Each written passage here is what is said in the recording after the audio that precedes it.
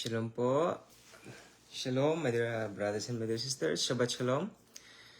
Welcome to this ministry, Jesus Christ, the King of Kings and Lord of Lords. But I am using my account, my Facebook account directly, because what I've told you that the group I made and the Facebook I made, the page I made was restricted by Facebook, and that's why I'm using this Facebook of mine directly.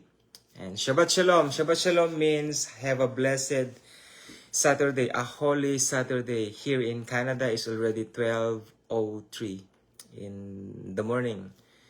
But I'm doing this for 9 years, for 10 years already. So I'm used to it. But before we're gonna start the online ministry, dears, I'm just gonna send this ministry in some other groups, so that some people may see this ministry, and somehow they can able to cope up about the message for tonight. And I'm so excited about it. While I'm waiting to some of you dears, I'm just gonna open my Facebook here. Just a minute, I guess.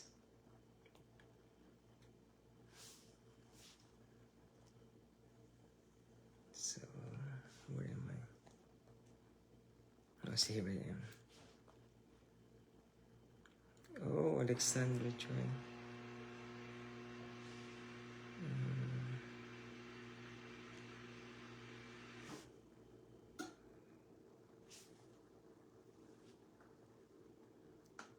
Alright.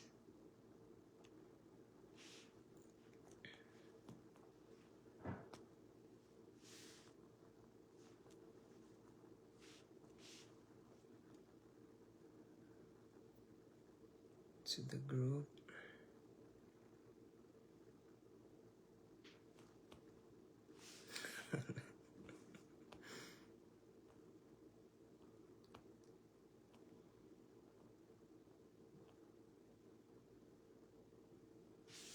Alright.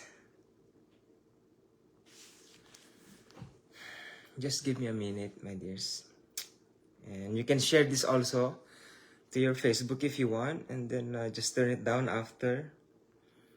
Because online ministry is so powerful in these end times, because even God himself, actually God made everything, even though Satan are everywhere. I mean, everywhere means the enemies of faith.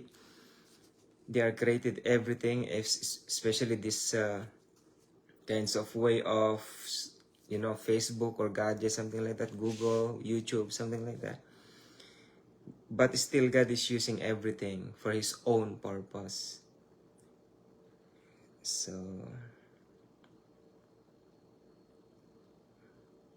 what else?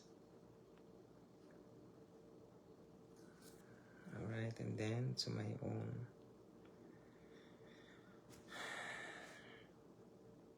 3 more.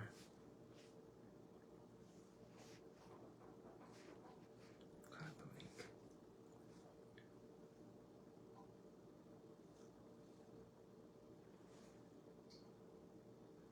And then in Messenger. What I'll be sharing to you, my dears, is so good. It's a very nice topic.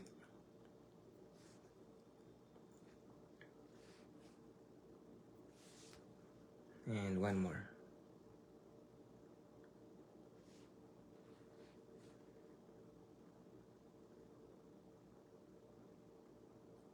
And then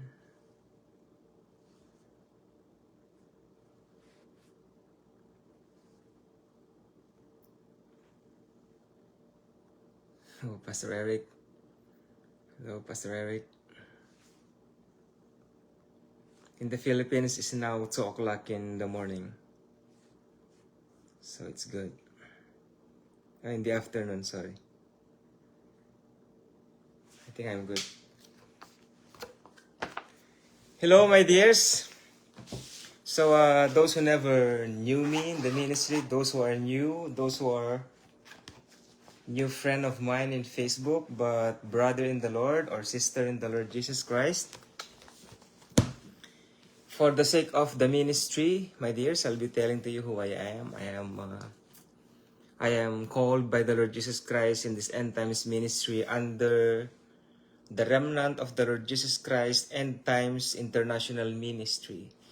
So I built this. It's not totally like an organization or approved by the government, but of course in a spiritual kind of what they call is a spiritual kind of ministry. You know, we don't need to give our names to the government. You know, Facebook is already an open kinds of communication. So I built this 10 years ago, since 2012, 2013. But my first account was removed by Facebook. You know, those who knew me for a long time, some brethren out there who knew me or that I'm preaching the word of God. This online ministry that I'm doing, my dears, was started since 2013, and no one in Facebook during that time are sharing the word of God live like the way I do. Even in YouTube, you know, somehow they are opening, they're using YouTube, but in their own ministries. But God, Jesus Christ, gave me this ministry online directly to Facebook. And I'm so glad. Of course, I'm the pioneer, something like that. I'm the pioneer around the world who started the online ministry. Even Pastor Benahin wasn't sharing the online ministry before. None of the preachers around the world who are using Facebook as a way of sharing the gospel of the Lord Jesus Christ around the world, except this ministry He gave me like 10 years ago, 2013. And here I am, you know, and for the glory of my God, Jesus Christ. Jesus Christ is my God. He is my God. You know, those who are bashing out there against me, you know, who cares, you know. So Jesus Christ is my God, and Jesus Christ is my Lord, and Jesus Christ is my King, and Jesus Christ is my Savior. You know, but I believe that God the Father is the highest, not the Lord Jesus Christ. I believe in Trinity, but they have their own character, they have their own power. Because if a God speaks in His word, you need to believe it. If the Lord Jesus Christ says, my Father is greater than I, you cannot change that. Because the word of God never changes. So if you change it, means you are wrong. And the word of God is right. But if you are right, means the word of God is wrong. If the Lord Jesus Christ says, my Father is greater than I, and you might say, oh, because the Lord Jesus Christ is here on earth, that's why He said that. They are one, they have the same power, they have the same authority, they have the same Almighty. It doesn't written here, my dear brothers and my dear sisters. I believe in Trinity, but you should know how powerful their nature is. My dear brothers and my dear sisters. For example, the Holy Spirit. The Holy Spirit was sent here on earth to glorify the Lord Jesus Christ, not to glorify Himself. Hello po, Ate Maribeth. Listen very carefully, my dears. I believe in Trinity, but this is my stand, which is based on the Holy Scriptures. If the Lord Jesus Christ says, my Father is greater than I believe that 100%. My dears. And even in heavens above, the holy angels knows it. Look, the Lord Jesus Christ is our brother. He is not our father. Okay? Listen very carefully, dears. You should know. Because in this end times, we need to be specific. In this end times, we need to know the very basic foundation of faith. Not just believing the Lord Jesus Christ as your Lord and Savior. That's it. No, never stop. You should never stop in that kinds of knowledge of theology, in that kind of knowledge of understanding. Do not limit yourself, my dears. If you are the child of the living God, you are limitless. You are so powerful. Do not limit yourself. Okay? So if you don't limit yourself, my dear brothers and my dear sisters, you will be like the Lord Jesus Christ Himself. And that is so important to us, my dears. You should know who you are in front of your Father. Who is that Father? The Father of the Lord Jesus Christ Himself. That's why the Lord Jesus Christ says, touch me not. He said that to Mary, to Mary Magdalene, if I'm not mistaken. He said that, touch me not, because I did not go yet to my Father. But the Lord Jesus Christ says, tell to my brethren, tell to my brothers and to my sisters. That's what He said. That was He meant. Tell to my brethren that I will go to my Father, your Father, He says to her, to Mary, and my God, and your God. So you cannot change that. We cannot change it. So, meaning, if it is written here when you go to heaven, it doesn't written here. So, this is wrong. Right? This is wrong. If you're right. But we cannot change the Word of God. The Word of God is the Lord Jesus Christ Himself. He is the Word. And who is the Father? Who is the Father then? If the Lord Jesus Christ is the Word, who is the Father? He is the Word of God? No. It doesn't mention here. The Word of God is not God the Father Himself. The Word of God is the Lord Jesus Christ Himself. In the beginning was the Word. It was written there, was the Word. In the beginning was the Word, and the Word was with God. So which means, God there is God Almighty, which means He is not the Word. Right? In the beginning was the Word. In the beginning was the Word, and the Word was with God, and the Word was God. And dwelt among us. So you can see the separation over there, my dears. Alright? In John chapter 1, the first, in John chapter 1, verses 1, and so on and so forth. In the beginning was the Word, and the Word was with God, and the Word was God. The same was in the beginning with God. All things were made by Him, and without Him was not anything made that was made. In Him was life, and the life was the light of all men. And the light shineth in darkness, and the darkness comprehended it not. Alright? So that's the John chapter 1. Really, it's written there. In the beginning was the Word, and the Word was with God. So which means that Word is with God Himself. He is not the Word Himself. God the Father is not the Word Himself. The Word was with God Himself in the beginning. And the Word was God. And dwelt among us. Who is that? Who dwelt among us? Not God the Father. The Lord Jesus Christ Himself. Because the Word of God is the Lord Jesus Christ Himself. Put that in your heart. That's a very simple kind of foundation. That's why when you say Almighty, not the Lord Jesus Christ. He is not the Almighty God, my dears. He is the Son of God. But the Almighty God is the Father Himself. Because if the Lord Jesus Christ is Almighty, why there is a Son? There's no supposed to be Son. Do you think if I bear a son, I have my son here, my firstborn? So because my son was born through me, meaning we have the same? Is that what you mean?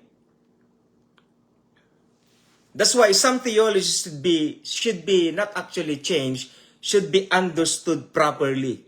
So that your theology in this end times, you will not be cast away by the enemies. A lot of false prophets, false pastors, false evangelists, even false apostles, my dears. But you need to balance. You need to think what I'm telling to you. This what I'm telling to you, my dears, was never taught in seminary. It was taught here in the Holy Scriptures. Okay? So that's why some basic information should be learned by the Holy Scriptures Himself. My dear brothers and my dear sisters. All right, my teacher is calling me through We're gonna talk to her, talk to him first. Hello, sir. Nag-online pa ako, sir. Sa online ngayon. Sa Facebook, di niyo pa nakikita sa Facebook, sir? Facebook ang gamit mo. Yung James po, sir. James, yung kulay red. Red. Opo. Punta po kayo sa account ko, sir, sa Facebook. Tapos makikita po ninyo ako doon. Naka-live po ako niyan, sir. Nakikita po ninyo ako.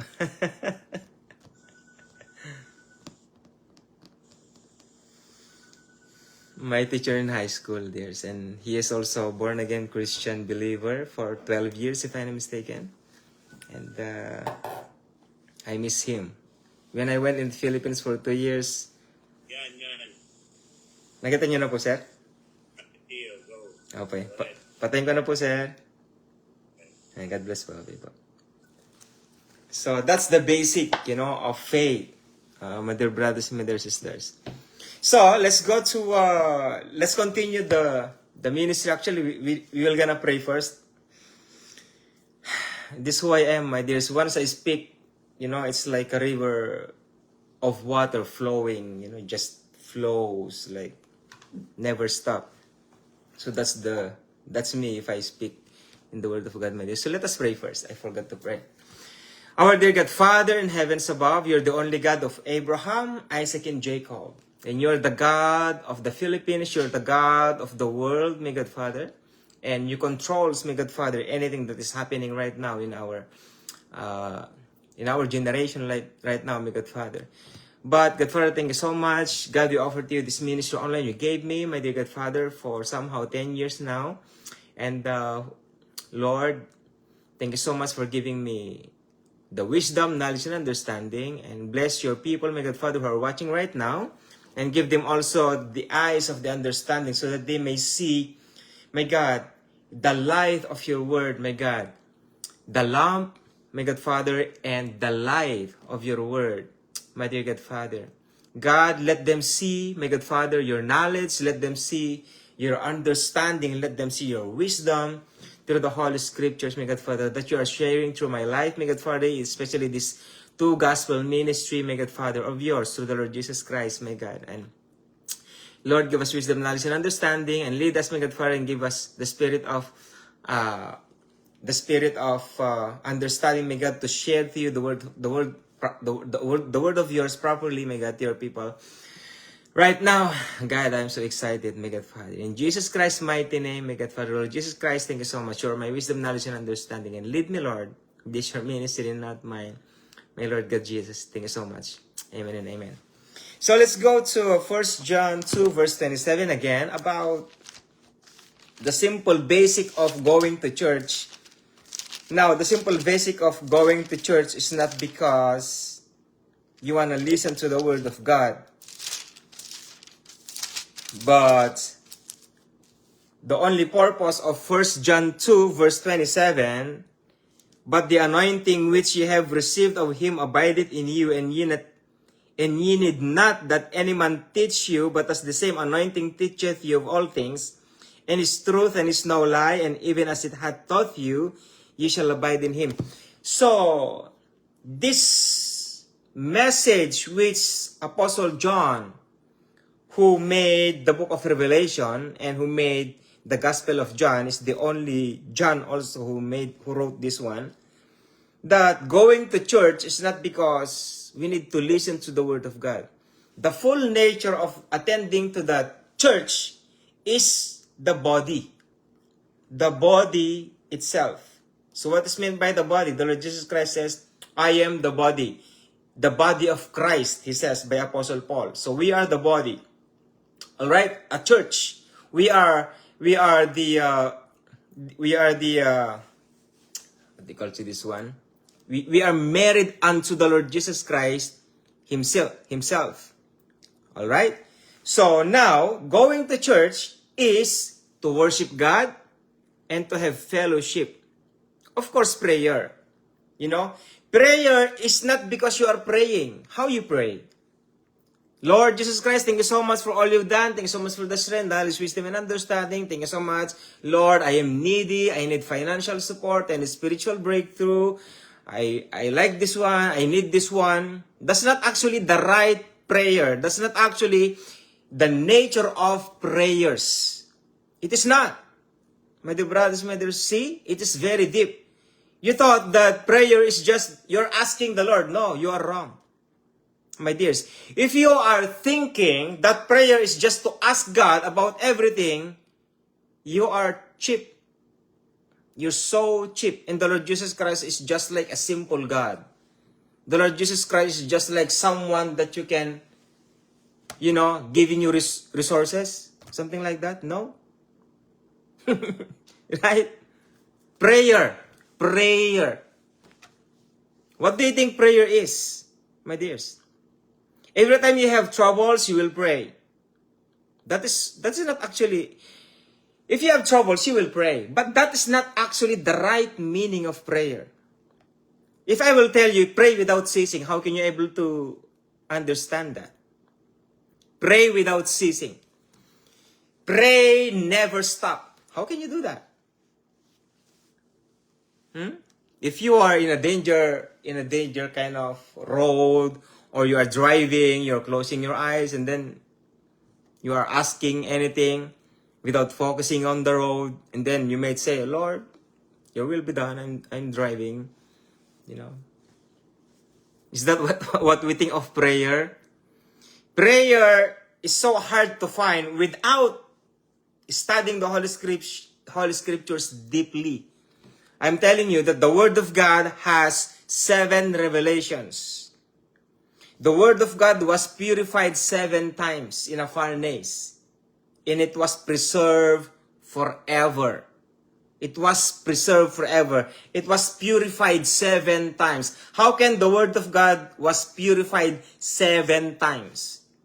So which means when you say prayer, not just because you are asking anything, not just because you are praising the Lord Jesus Christ through your mouth, or not just worshiping the Lord Jesus Christ through your mouth also.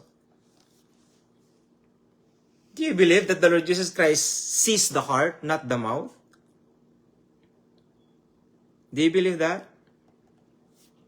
Not everything that comes out to your mouth comes to your heart too. Do you believe that?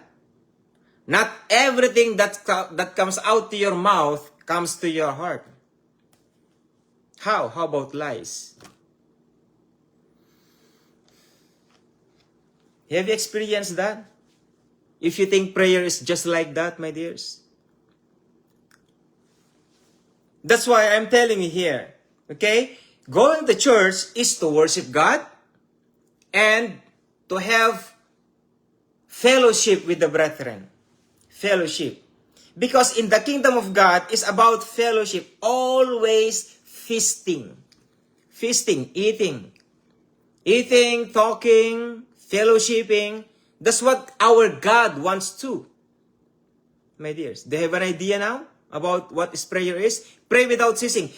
If pray without ceasing was written in Thessalonians, if I'm not mistaken, so how can you connect that to our prayer if we ask something? Because if we ask something, we stop. And we say, Amen. Lord, I am done. Thank you.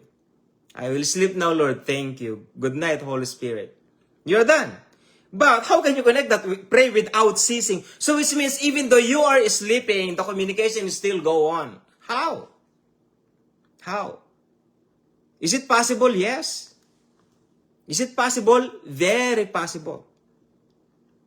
Do you believe that our spirit never sleeps? Our spirit never sleeps. Only the body sleeps. I like this one. There is a man that I saw. You know why we are sleeping? We are not actually sleeping, he says. It's a very deep kind of knowledge. He said that. Actually, we are not sleeping, he says. We are giving rest to the body itself. Giving rest, something like to be unstable. Do not move, something like that. Just relax. Just relax. Do not move for 8 hours, for 10 hours. Just close your eyes and then somehow you are thinking, you are dreaming, but at least you're relaxing. He said that. Because in the original kinds of plan of our God the Father, we never sleep. Do you believe that, my dears? We never sleep. Because why? There's no evening. That's the original. See? Someone is liking there. Which means someone is he understood what I'm talking about. Did you hear what I'm saying, my dear brothers, my dear sisters?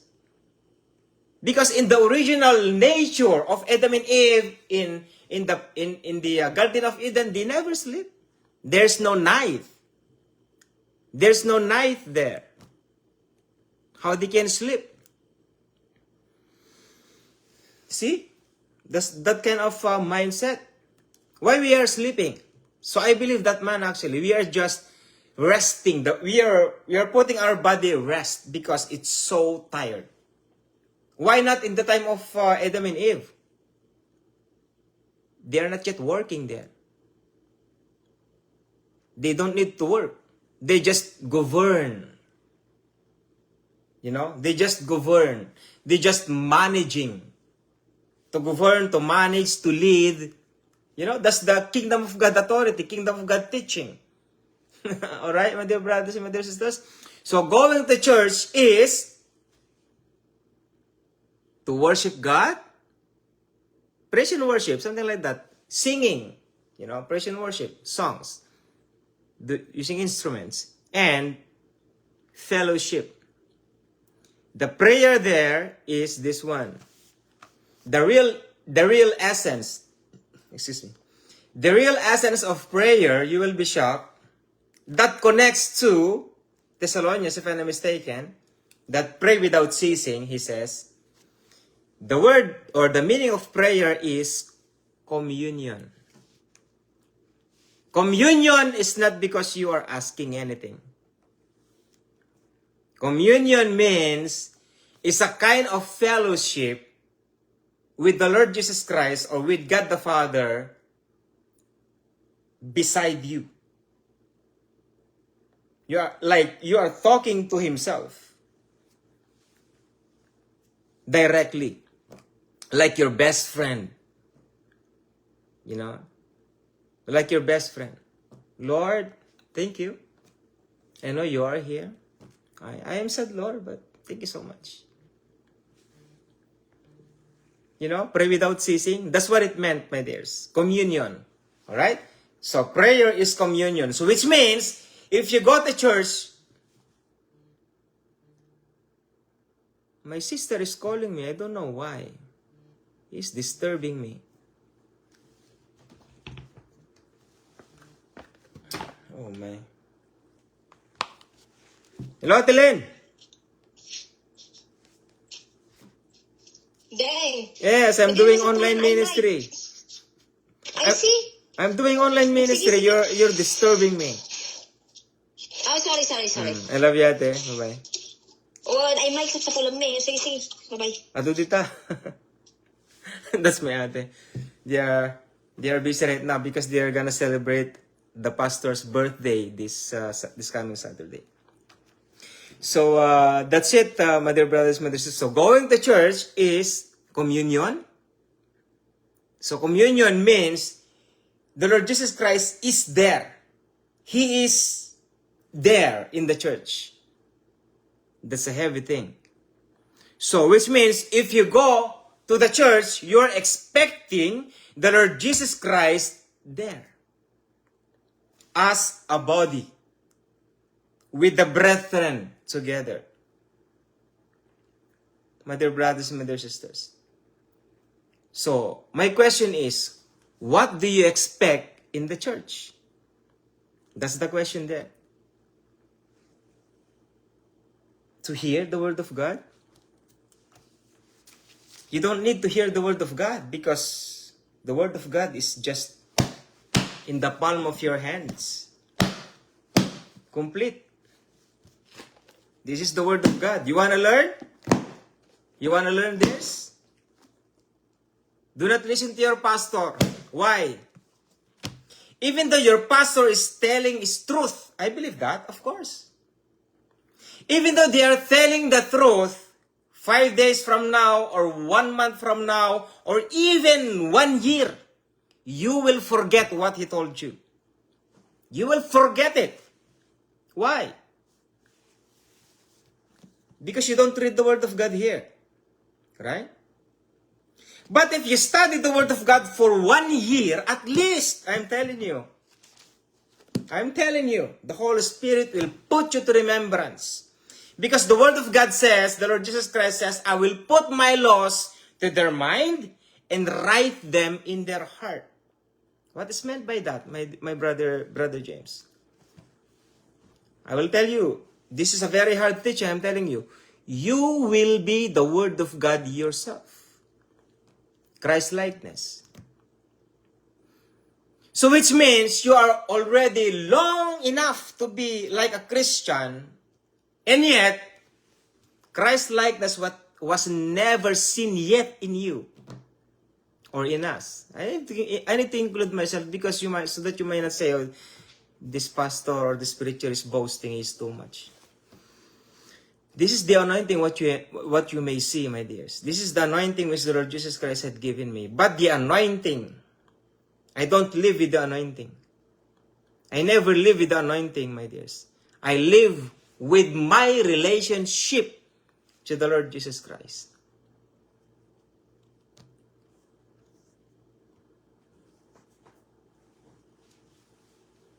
Of course, pastors tells you everything that he learned from the Word of God. How about you? How many times you open the Word of God? Once a week somehow.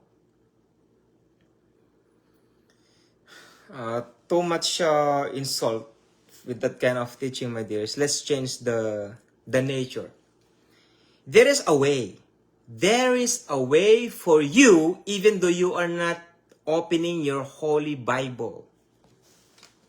The Old Passion Bible, my dears. How, Brother James? I'm telling you. Go to your apps and download Audio Bible. King James Bible. Download it. Instead of listening, la la la la la bamba. You know, highway run, those kinds of worldly songs. You know, why not go to the apps, download the Audio Bible, King James Bible if you mind, and listen to it. At least somehow 1 hour every day. That helps you. Because why? Faith comes from hearing by the Word of God. Faith comes by what? Faith comes by hearing. So, instead of opening your traditional Bible while you are driving, you cannot read the Holy Bible traditionally if you are driving, right? You know, if your car has Bluetooth, and then open your King James Version, my dears, and then hear the Word of God. I have here, I'll give you an example. I'm always doing this because I am here to encourage you, not to put you down, not to brag anyone else. No, I don't like that. I'm not that kind of person, my dears. Where is it? Oh, here. So this is my King James Version Audio Bible. I'm just gonna show you. For example, in John chapter 1. John chapter 1, and then I'm just gonna do the... So here it is, alright? You may hear. The Gospel according to John. See? John 1. Did you hear it?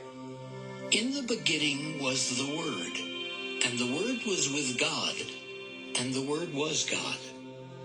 The same was in the beginning with God. Thanks for the like, brother. All things were made by Him, And without Him was not anything made that was made.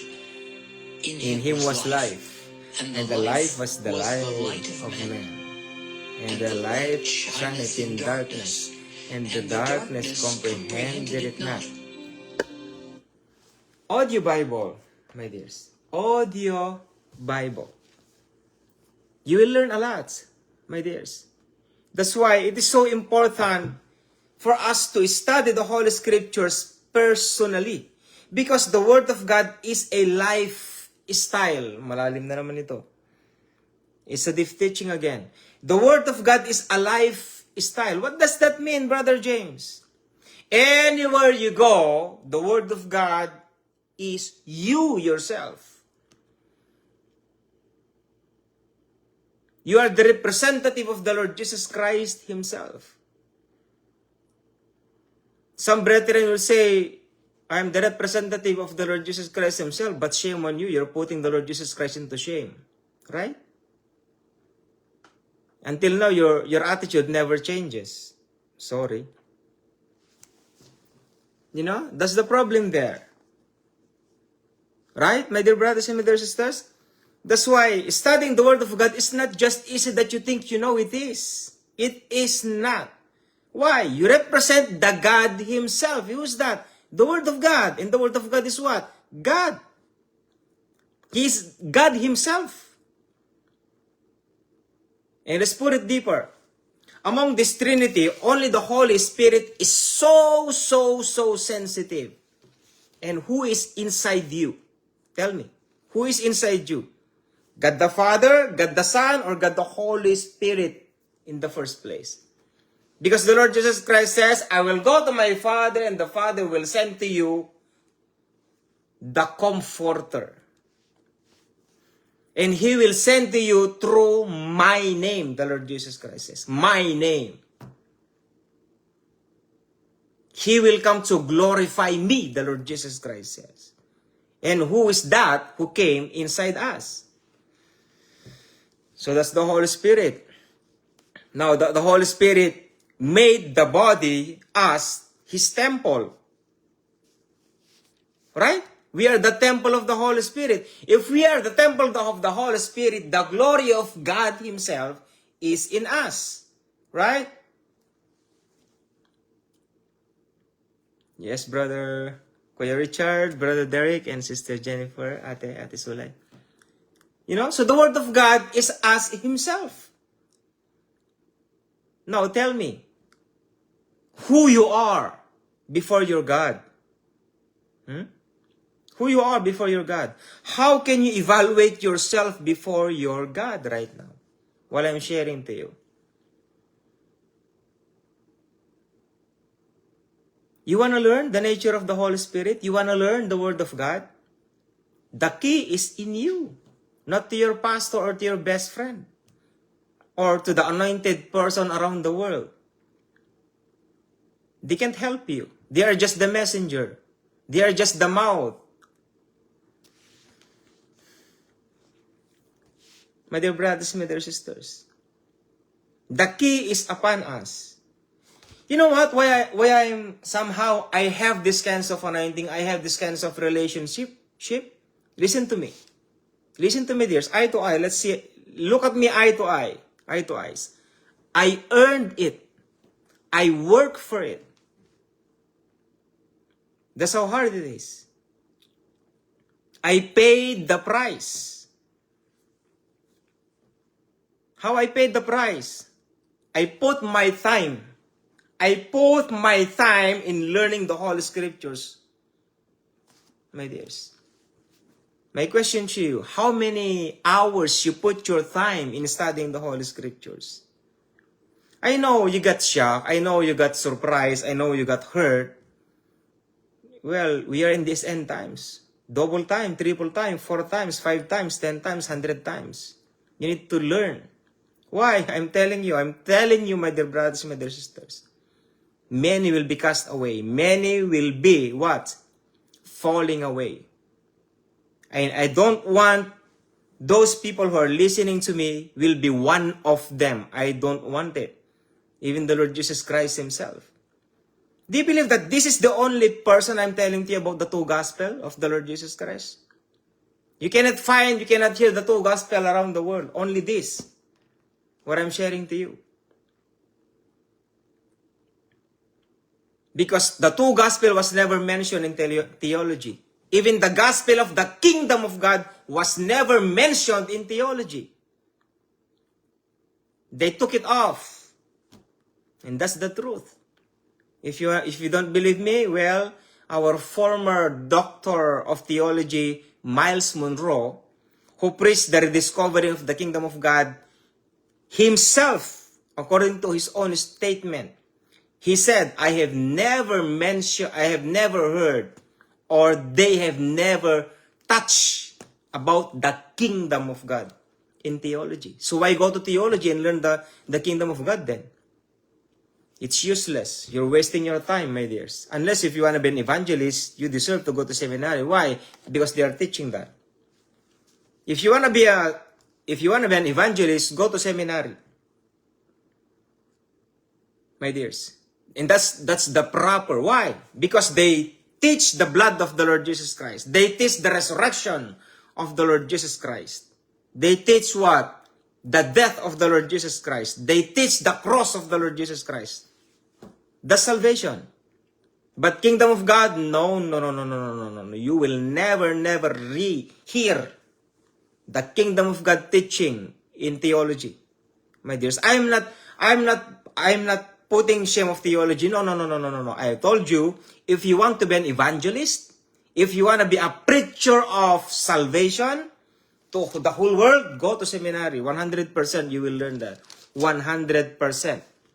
But about maturity, about kingdom of God teaching, about what the Lord Jesus Christ says, about parables, about being the light of the world, about the law, my dears, you may read that in Matthew, Mark, Luke, and John.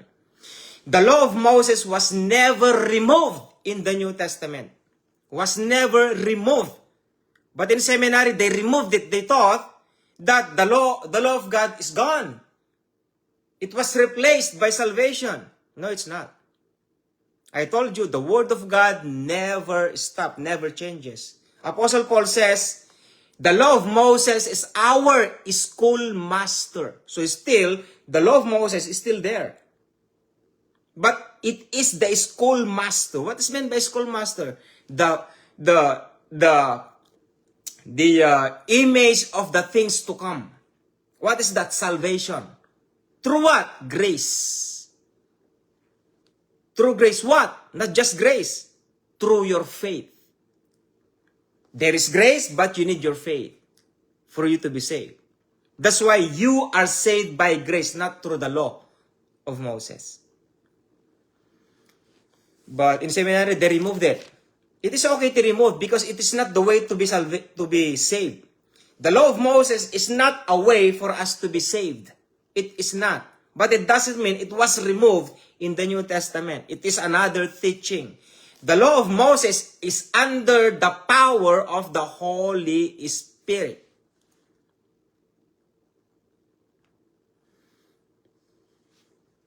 The letter killeth, but the Spirit giveth life. What is that? Holy Spirit.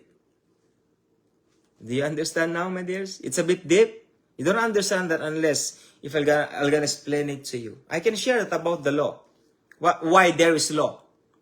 The law of Moses is in the gospel of the kingdom of God. So simple. You are saved, right?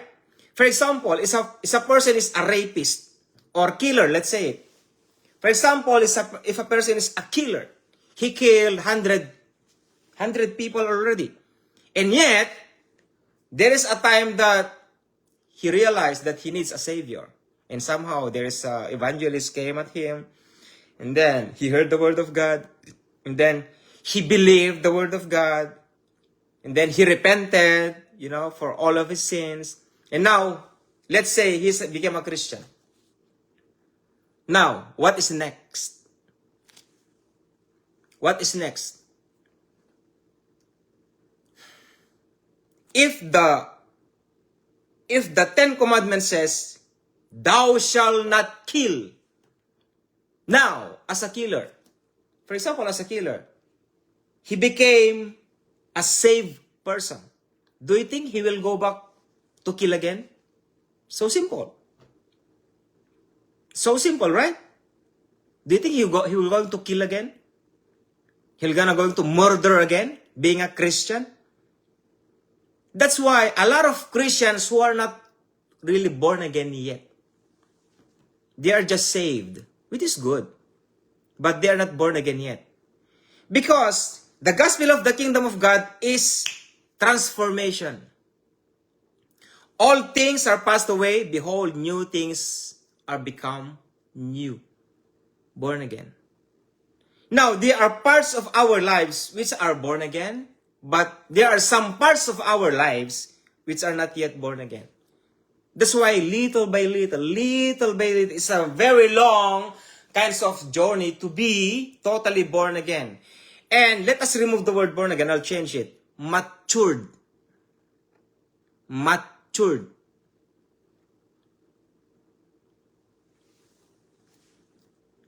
Some of us are still maturing. Some are matured. And many are not matured yet. They're still baby. Yes. Do you believe that, my dears? Do you understand what I'm talking about, my dears? This is the ministry of the end times that I'm sharing to you. Is it hard? Not actually hard, because it's written in the Holy Scriptures. You never heard it yet. That's why somehow you are, what? What you're talking about, Brother James? Thank you for those amen, Sister Cecilia. You know what I mean, my dear brothers and my dear sisters?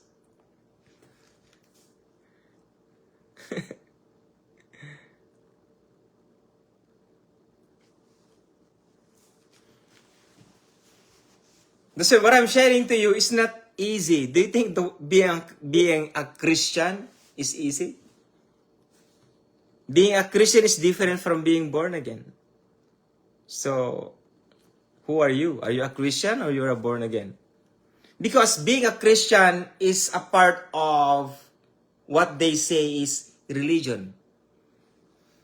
Christian. They call it Christian. That's why in making some kinds of information in a profile, what is your religion? You write it down, Christianity. If you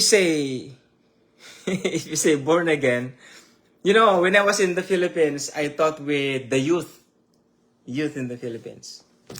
You know, how among of you who are born again? I told them. They raising up their hands. They're actually all of them. They rose their hands. And then I told them, in this moment, you said that you are born again. But after I finish this sermon, after I finish this teaching, let me see if you are really born again. And then at the end of the teaching, out of 50, out of 60, probably like 1 or 2 raising their hands. Out of 60 or out of 50 youth leaders.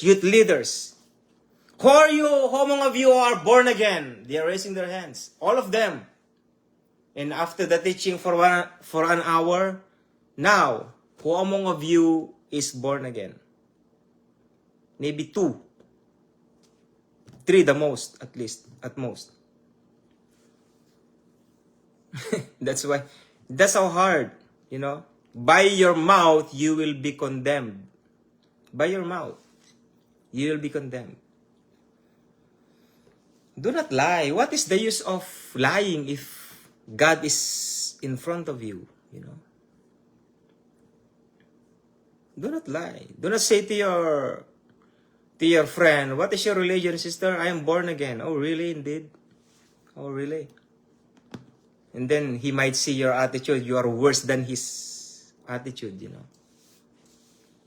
One of my brothers here, you know, which is I was before, maybe 20 years, because I'm already 41 years old. So around 19 years or 18 years before. He told me, I was insulted, which is true. Look at this kuya, he says. Kuya means older brother.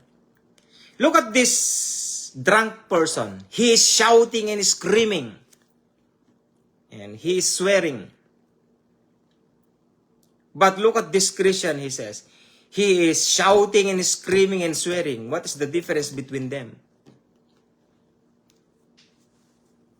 Right? Well, judge it yourself. So what's the difference?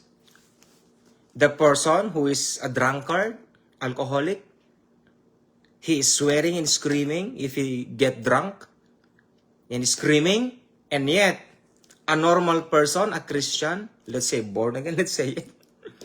He claimed it as a born again. He is screaming and shouting, and swearing. What's the difference between them?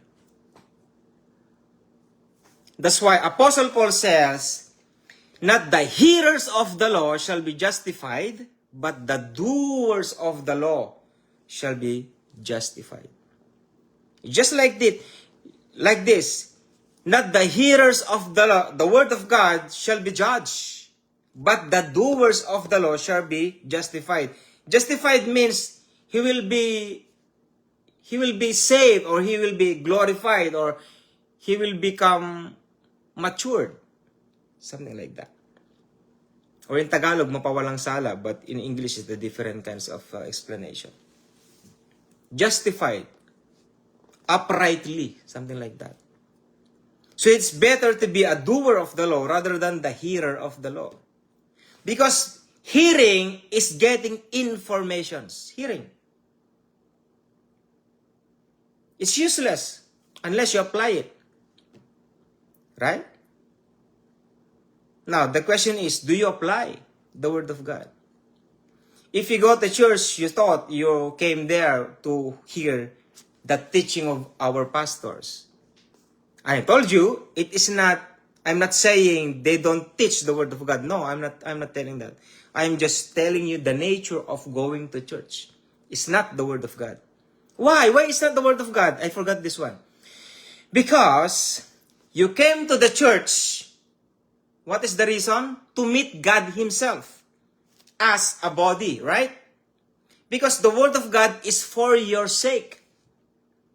But praise and worship and fellowship and communion is between you and God Himself.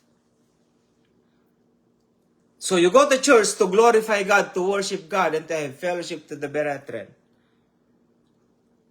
And to have communion to God Himself. That's why it calls the church of prayer. Do you understand me, my dear brothers and mothers? Thank you for the like, dear. If you hear the Word of God, that is for you. It's for you. Like what I'm telling to you right now. But the good thing here is that this is not a church. Right? I'm teaching to you the Word of God. Somehow, at least I can give you informations. It's up to you if you comprehend it. What is meant by comprehend it? Understand it. Once you receive the information, you need to comprehend. You need to understand. And after you understand, somehow, once you got the proper understanding, you will apply it. Apply it.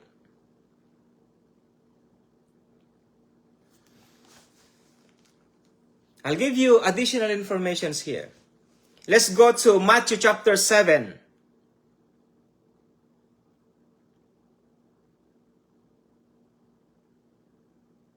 Matthew chapter 7 verses 24 to 27. If you have a Word of God, my dears, I think you need to open it down. If you're using your cell phone, so you cannot open it. But I'm gonna read it before you using English King James Version here. Excuse me.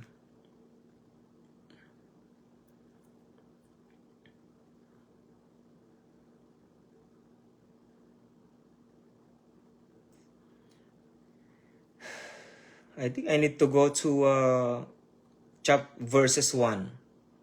I need to read this one from verses 1. Verses 1 to 27.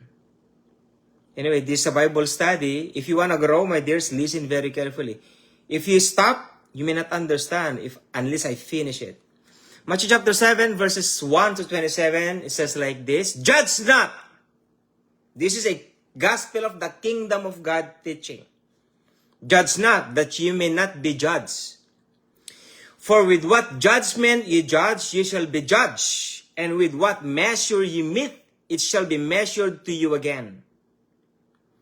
And why beholdest thou the moth that is in thy brother's eye, but considereth not the beam that is in thine own eye? You know, the morning glory. No, it's not the morning glory. Anything that is in your eyes, you know. Verse 4. Or how wilt thou say to thy brother, let me pull out the mote out of thine eye, and behold, a beam is in thine own eye? Thou hypocrite, first cast out the beam out of thine own eye, and then shalt thou see clearly to cast out the mote out of thy brother's eye. Give not that which is holy unto the dogs, neither cast ye your pearls before swine, lest they trample them under their feet and turn again and rend you. I don't want to explain that one. That's not our topic. Ask, and it shall be given unto you. Seek, and it shall be found. Knock, and it shall be opened unto you. For everyone that asketh, receiveth, and he that seeketh, findeth, and to him that knocketh, it shall be opened.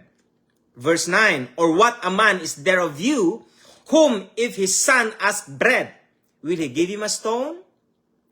Or if he ask a fish, will he give him a serpent? If ye then, being evil, know how to give good gifts unto your children, how much more shall your Father, the Lord Jesus Christ says, your Father which is in heaven, give good things to them that ask him. Therefore, all things whatsoever ye would that men should do to you, do ye even so to them. For this is the law and the prophets. Do unto others the way that you want them to do unto you. So that's what it meant. The golden rule, you know. That's the golden rule. Verse 13. Enter ye in at the straight gate, for wide is the gate, and broad is the way that leadeth to destruction, and many there which go in thereat. Because straight is the gate, and the narrow is the way, which leadeth unto life, and few there be that find it. Beware of false prophets, which come to you in sheep's clothing, but inwardly they are ravening wolves. Ye shall know them by their fruits. Do men gather grapes of thorns, or figs of thistles? Even so every good tree bringeth forth good fruit, but a corrupt tree bringeth forth evil fruit. A good tree bringeth forth evil fruit, neither can a corrupt tree bring forth good fruit. Every tree that bringeth not good fruit is hewn down, and cast it into the fire. Wherefore, by their fruits ye shall know them. This is the preacher hates every time I preach, my dears. They hates this one every time I said it. Not everyone that saith unto me, Lord, Lord, shall enter into the kingdom of heaven, but he that doeth the will of my Father which is in heaven. Many will say to me in that day, in the end times, in the judgment day, Lord, Lord, have we not prophesied in thy name? And in thy name have cast out devils, and in thy name done many wonderful works. And then I will profess unto them, the Lord Jesus Christ says, I never knew you. Depart from me, ye that work iniquity. Now, this is the topic that I'm going to share to you. Connected to 1 John chapter 2, verse 27. Therefore, listen very carefully. This is our topic now. Therefore, whosoever heareth these sayings of mine, the Lord Jesus Christ says. It is a red mark. Okay, I'm using King James Version. Therefore, whosoever heareth these sayings of mine, and doeth them, I will liken him unto a wise man, which built his house upon a rock. And the rain descended, and the floods came, and the winds blew, and beat upon that house. And it fell not, for it was founded upon a rock. And this is another person. And everyone that heareth the sayings of mine, and doeth them not, shall be likened unto a foolish man, which built his house upon the sand, and the rain descended, and the floods came, and the winds blew, and beat upon that house, and it fell, and great was the fall of it. My question is, who built the house? Who built the house, my dears? That's the question. Who built the house? Is it God or us?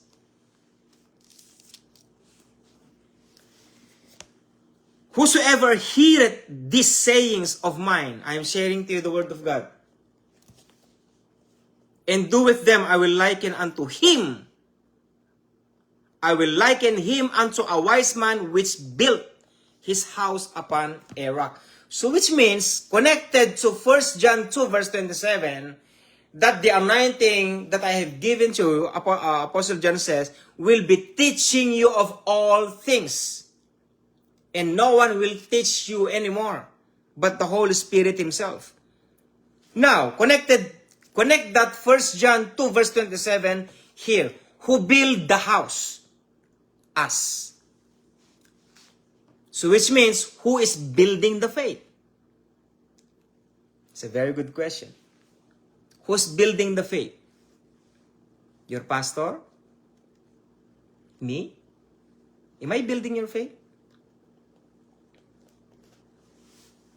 I told you, everything you hear to anyone else is an information. And listen very carefully. Information is crucial. You need to be wise as serpent and harmless as doves by listening. Do you think it's true but it's wrong?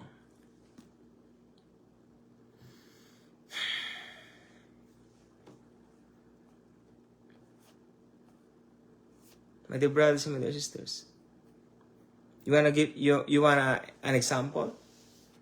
You want an example, my dears? I'll give you an example, and this is fact. Go to Genesis. I don't know if Genesis chapter 8 or chapter 7 or chapter 2. About Cain and Abel. Cain is the firstborn, Abel is the second one. Cain is the evil man, and Abel is the good person. Now, when they offered an offering to God Himself, why the offering of Cain did not go through in heavens above? Is it because he is a sinner? Think about it. Because I believe many pastors say that because Cain has a bad attitude, he is a sinner, he is a wicked person.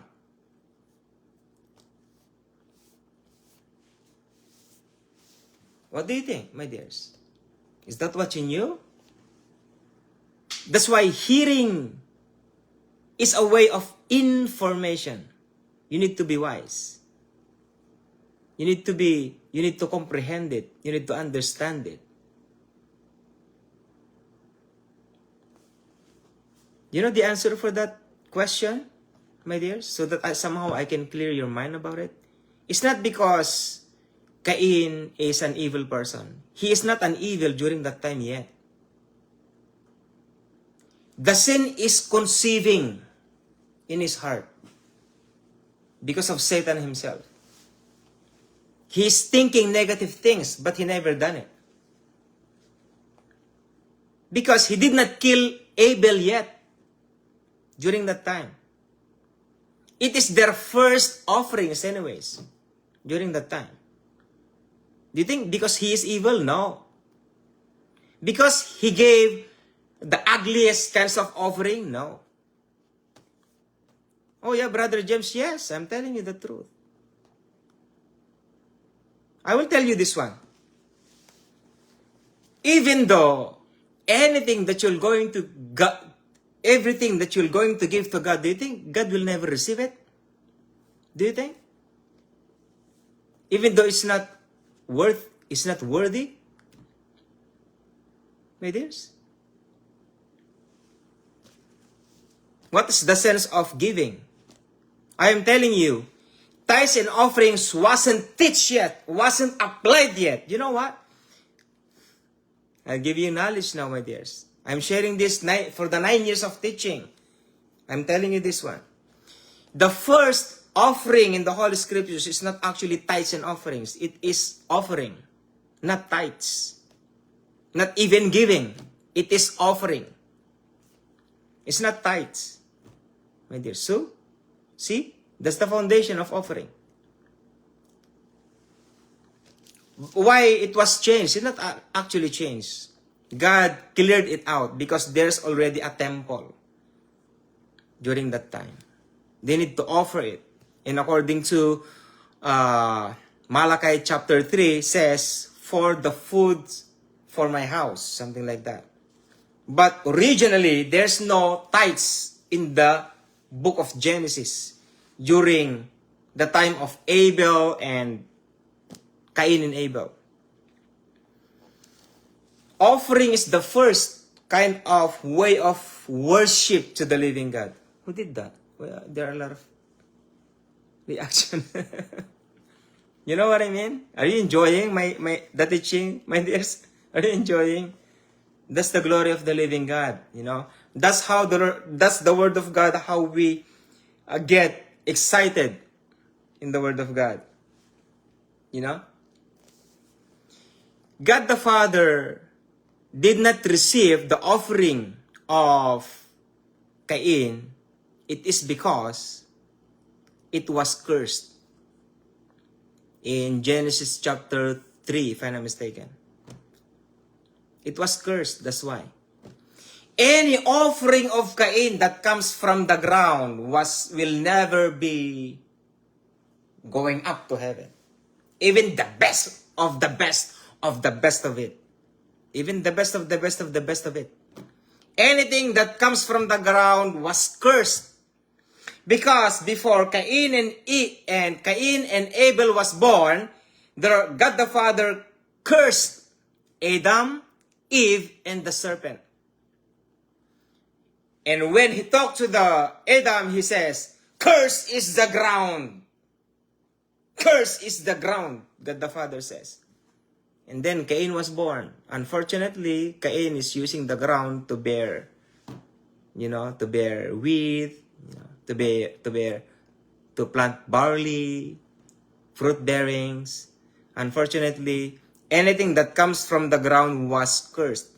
That's why the offering of Cain was never been received by God himself, except for Abel. Because Abel offered animals. And animals during that time was never cursed except for the serpent. See? That's a very good idea, right? Now you knew. Now you know the reason why. Not because Cain is evil, Cain is a bad person, Cain is like this, like that. Don't believe that, my dears. That's wrong. That's the reason why. The ground was cursed. Even though I will give a penny to the offering basket, do you think God the Father or God Jesus Christ will never accept it nowadays? So, we are the one who built. We are the one who are building what? The house. Not the foundation. Because the foundation is rock. And that rock is the Lord Jesus Christ himself. That foundation is salvation. That is the foundation. That rock is your salvation. See how? Look at this one.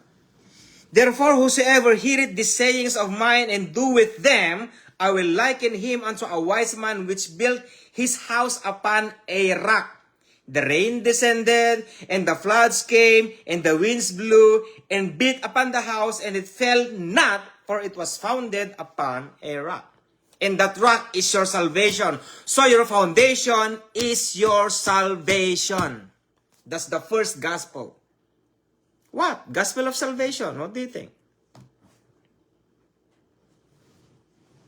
That's why if you want to go to seminary, meaning you want to be an evangelist, not actually to be a pastor. To be a pastor is a different kinds of teaching. Pastor pastors are those who are teaching the gospel of the kingdom of God. Because pastors are in the kingdom of God. Evangelists are outside. They are the ones who calls non-believers to be believers, to be a Christian. Once they become a Christian, they will go to church with the pastors. And in that church, only those people in that church are so-called Christians, believers. That's why in the church, you cannot bring non-believers in the church. You cannot put Muslim in the church. Try to put 5 Muslims in the church and bring them in front of the church. I'm telling you, count 1, 2, 3, 4, 5, 6, 7, your pastor is dead already. How many pastors died in America? How many brethren died in America because of this kinds of mindset? They brought the non-believers inside the church and they didn't even know that that non-believer has a gun, has a rifle. You know what I mean?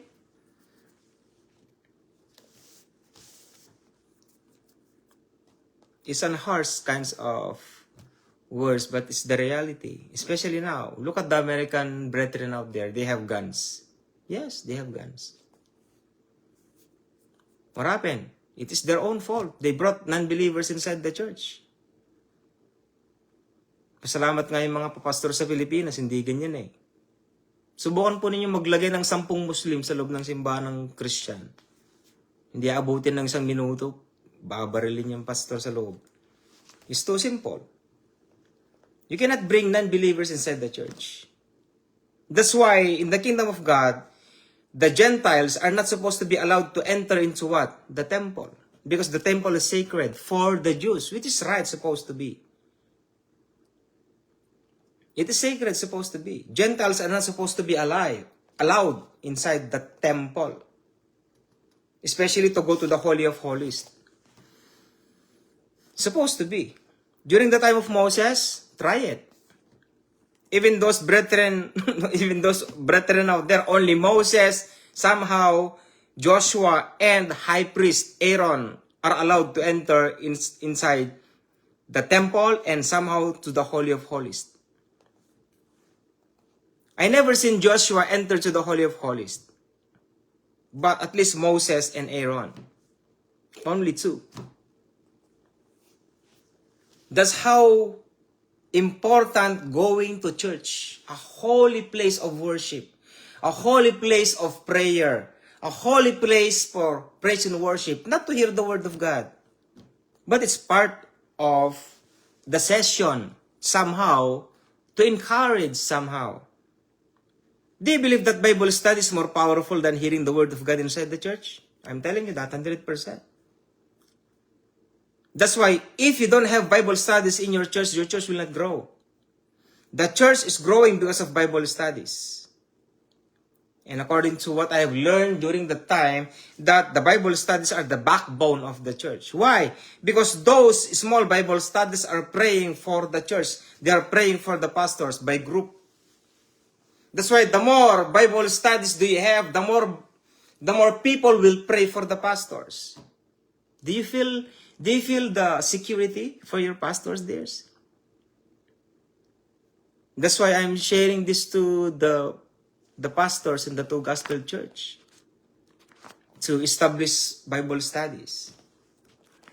The more Bible studies, the more groups will pray for the church and for the pastors. Please understand me. I'm not bragging here. I'm not putting everyone down. Because this is the ministry of the end times. Now, in 26, in everyone that heareth these sayings of mine and doeth them not, shall be likened unto a foolish man, which built his house upon the sand. And the rain descended, and the floods came, and the winds blew and beat upon the house, and it fell, and great was the fall of it. This is also represents the two gospel of the Lord Jesus Christ. The two gospel is one, but separate in teaching. Because the two gospel came from the Lord Jesus Christ himself, not from God the Father. Of course, the gospel of the kingdom of God came from God the Father, but without the Lord Jesus Christ, there's no gospel of the kingdom of God. You know what I mean, my dears? The preaching of the gospel of the kingdom of God is not the Father himself, but the nature of the gospel of the kingdom of God is God the Father himself. That's why learning the gospel of the kingdom of God is learning the nature of God the Father. Teach me, Brother James, teach me more. The Gospel of John. I bet you 100 times study the Gospel of John, you will learn the nature of God the Father, how God the Father loves us so much. Because some teaching of the Lord Jesus Christ in the Gospel of John is directly comes from God the Father himself. That's why, for God so loved the world that he gave his only begotten Son. The Lord Jesus Christ is talking here. That whosoever believeth in him should not perish but have eternal life. God the Father is the engineer. He's the one who planned everything. Even the Lord Jesus Christ says, my second coming, me myself somehow I don't know. Only God the Father knows when I come back. And the Lord Jesus Christ says, whatever my Father do, I do. Whatever I hear to my Father, I say. Whatever I have seen to my Father, I do. Because they are one in terms of the nature of the lifestyle of being God himself.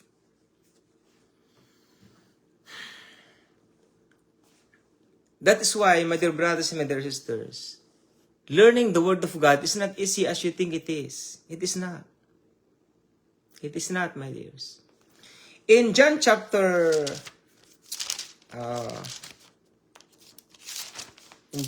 15, verse 3, if I'm not mistaken.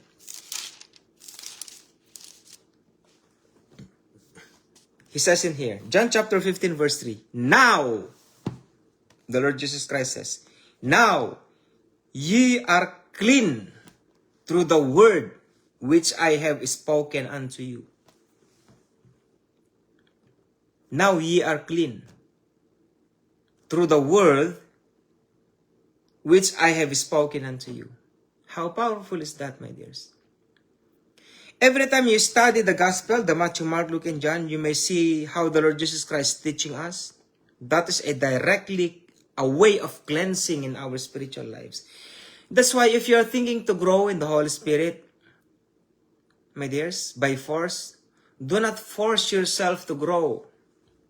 Just let the flow of the Holy Spirit and the Spirit within you, communicating to the Holy Spirit what to do. It just goes on flows like a river of water. Just, if you study the Holy Scriptures, just hear it. Let the Holy Spirit reveals to you the revelation of it. You know what I mean, my dears? If you wanna know, if you wanna learn the 7 revelations of the Word of God, first, you need to cleanse your spirit. Your inner man. You need to cleanse it. You need to clean it. How to clean it? I just told you. Now ye are clean through the words, through the word which I have spoken unto you. The more you study the Word of God, you don't even notice that your life is cleansing. Is cleansing, little by little, little by little. The Lord Jesus Christ will clean you. Do you believe that the Holy Spirit cannot move without the Word of God? The Holy Spirit never moved without the Word of God. Let there be light, and there was light. What is Genesis chapter 1, verse 1? Barashit Elohim bara het ashamayim beheta aretz. In the beginning, God created the heavens and the earth. And the earth was without form. And the Spirit of God moves upon the face of the waters. And God said, let there be light. God the Father never command the Holy Spirit to move. But He is there. And the Spirit of God moves upon the face of the waters. And God said, let there be light. When God says so, the Holy Spirit moves. My dears. So the power of the Holy Spirit is the power of God that you are speaking, that you are sharing, that you are uttering.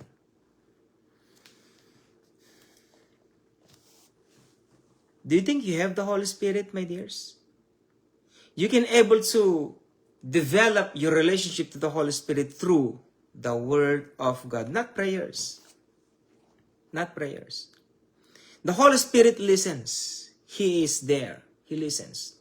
But the Holy Spirit communicates you through the Word of God too. Do you believe that giving the 7 revelations of the Word of God is by the Holy Spirit? The Holy Spirit gives us the eyes of the understanding. My dears. That's why if I were you, I will start my spiritual life right. Where? Not in the church. In your room. Make your own Bible study in your room. Look what I've done to my son. I'm training my son. I'm training him. Somehow he is asking. He's asking about the Word of God. I told him, I will not answer that question unless you read that in the Holy Scriptures. I will not ask your answer because you have seen that in YouTube, in Facebook, or anywhere. I will not answer that. Because if you are going to answer that question because he heard that in Facebook about the Word of God, it will be gone. Why? Because he never seen it himself in the Word of God. Now and then he said, Daddy, I am studying the book of John. Okay, what you have learned? And then when he said this, I recited him. That's what I've read, my father. And then explained to him through the Word of God. Explanation is also the Word of God itself, not by own knowledge of man, my dears. So the Word of God, if you have questions, the Word of God answers the questions, not by own explanations, my dears. If you're going to go back to the teachings when I started this ministry, I am telling you, everything is written in the Holy Scriptures. I never answered some questions without the Word of God, because if I do that, I am a God. Like, I am the Word of God. Like, I can create my own explanations. No. That's why, if some preachers creating their own explanations, don't listen to them. They're all rubbish. Throw it in the garbage. Unless if it is an extra biblical book. Extra biblical book, it's up to you if you believe it or not, my dears. Alright, so that is the message of today. Tonight's today's is already 1:26 in the evening, or in the morning, in the dawn, actually in the evening, my dears. And that's the connection of 1 John 2:27 and Matthew chapter 7 verses 1 to 27 actually, but it started in 24 to 27, 23 to 27. So let us pray. My dears, thank you so much for your amen. Ate Jennifer, Brother Roderick, Kuya Richard, Ate Cecilia, and si Ate Perlita, my kumare. Hello, let's pray. Our dear God Father in heaven, so thank you so much for the message you gave us this morning, my God Father, or today. And thank you so much, my God Father. Just, God, I gave them informations, but it's up to them on how they comprehend it, on how they understand it, my God. But thank you so much, my God Father, because you are God of our lives, and we give you the glory and honor always, my God Father, through your begotten Son, Jesus Christ, my God Father.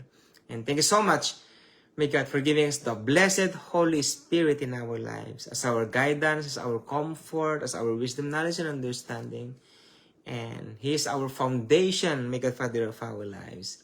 Thank you so much. And we give you all the glory. In Jesus Christ's mighty name, I pray. And we pray. Amen. So, tapos na po akong mag-share, and God Jesus Christ bless us all. Basta wag po kayong, as long as never give up in your faith. I'll be sharing to you the last days ministry in due time. But I'm telling you, we are close to the tribulation. My dears, we are close to tribulation. And Shabbat Shalom, dears. Bye-bye and bye-bye.